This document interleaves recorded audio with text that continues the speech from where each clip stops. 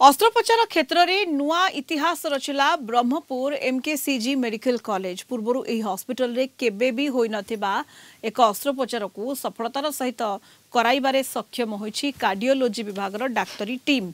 MKCG रे जड़े हृदरोगी open heart surgery सफल होईछि। पूर्वर हॉस्पिटल रे एही सुविधा उपलब्ध नथिबा हेतु चिकित्सार आशा नहीं आसुथिबा अनेक रोगी जीवन चली जाउथला। तेबे एही सेवा हृदरोगी माने किबळी पाइबे एवं कौन सब व्यवस्था उपलब्ध होईछि से संपर्क में विभागीय मुख्य प्रोफेसर डाक्टर प्रसन्न कुमार साहू सहित अधिक आलोचना करिसेंती दक्षिण ओडिशा मुख्य प्रकाश पटनायक।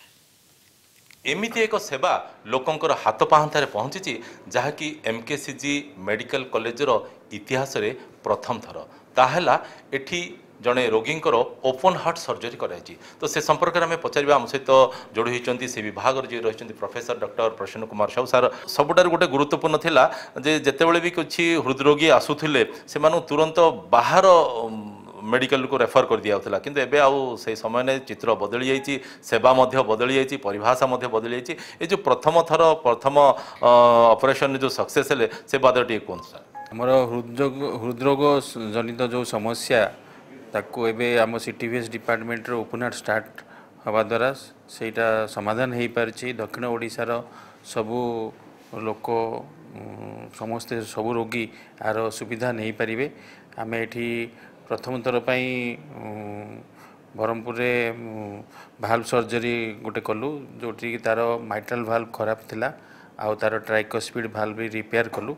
सो पेशेंट एबे आईसीयू रे अछि भल मध्य अच्छी। ता पूर्वर आम गोटे हार्ट रे होल थिला तार 25 वर्ष पर तार आमर जो ओपन हार्ट हो नथिला एबे सबु सरंजाम आउ इंफ्रास्ट्रक्चर इंस्ट्रूमेंट स्टाफ भी अवेलेबल हैला परे मैं से गुडाक करि परछु। ओके सर ये जो विरल ऑपरेशन कारण एमकेसीजी मेडिकल कॉलेज रो इतिहास रे ये प्रथम थर केते समय लागिला सर आउ से रोगी कंडीशन केमिति थिला ताकू केमिति आपण एड्रेस करले?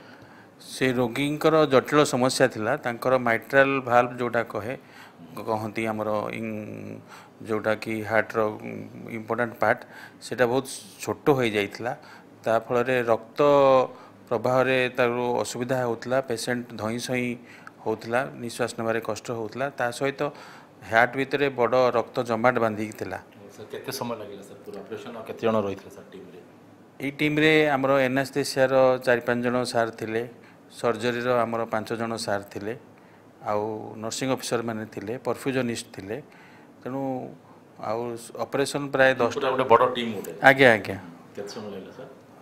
10 टारू एनेस्थेसिया रो पेशेंट हैंडओवर सरला पर्यंत संध्या 5टा पर्यंत आरंभ हो। बाहर जदि से करिथान्ते प्राइवेट रे करिथान्ते जोठी की सेवा उपलब्ध अछि कारण आम जदि अतीत कथा देखिबा अनेक रोगी को बाहर को पठै दिया जाउतला बाहर ही से माने सेवा पाउतले केते टका प्राय सर खर्च होय बाहर गले? 2टा भाल्व जेहेतु पड़ला ओपन हार्ट रो प्राय बाहर गले आपणकर 2,50,000 रु अधिक तार पड़ी था जोटा कि आम एठी एमकेसीजी रे सरकारी स्तर में मागणा रे पूरा तार किछि खर्च भी पड़ी नहीं पूरा फ्री ऑफ कॉस्ट करा जाय छै। जो माने देखुछन ता कोन कहबे सर को प्रकार पेशेंट को कंडीशन ने से आसिक अप्रोच करिया दरकार जा फल कि हार्ट जनित जे कोनसी समस्या से माने रिलीफ पाई परिबे?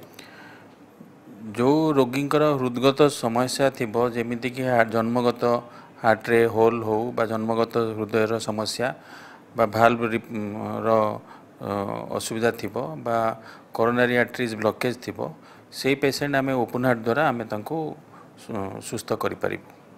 तो निहाती आम कहीपर गोटे भल खबर बोली कहले भूल हे ना एणु एथिपाई जो माने भी हृदरोग जनित किसी समस्या को सम्मुखीन होती ताहले से माने काल विलंब न करी तुरंत एमकेसीजी मेडिकल कॉलेज को आसतु यही विभाग जी अच्छा मुख्य कि जो सहयोगी जोगाजोग करते और निहाती रूपे से तार सेवा पाई पारे। ब्रह्मपुर कैंपस टुटु बेहरा से प्रकाश पट्टनायक, कलिंग टीवी।